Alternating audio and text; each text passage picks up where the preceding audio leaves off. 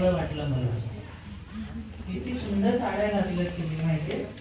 माणसाला वाईटला साड्या नाही घालतायत अजून. तर तिला मी पाठवेन तुझ्याकडे हा, तिला शिकवा तुम्ही.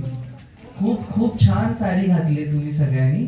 आणि महाराजांची वेशभूषा, संभाजी महाराजांची वेशभूषा, जिजाऊंची वेशभूषा, म्हणजे मुलामध्ये इथल्या गुण खूप आहेत आणि त्यांना गुणसंपन्न बनवण्याचं काम कोण करतं?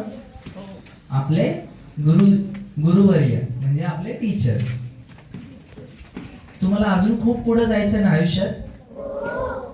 मग एकच गोष्ट करा की आपले आई वडील काय सांगतात ते ऐकायचं. आपल्याला जे गाईड करतात ना की आज हा अभ्यास कर, तू असं बोल, तू अशी उभी राहा, याच्याने कॉन्फिडन्स वाढतो.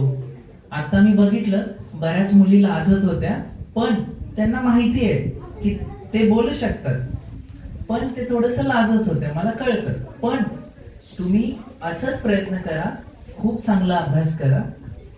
आता बऱ्याच पॅरेंट्सने बोलले की म्हणजे त्यांच्या भावना मला खरंच कळल्या.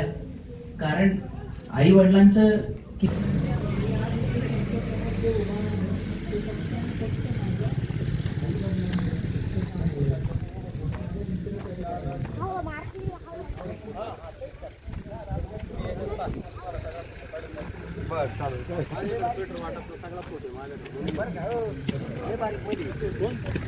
फोटो लय बारीक केली.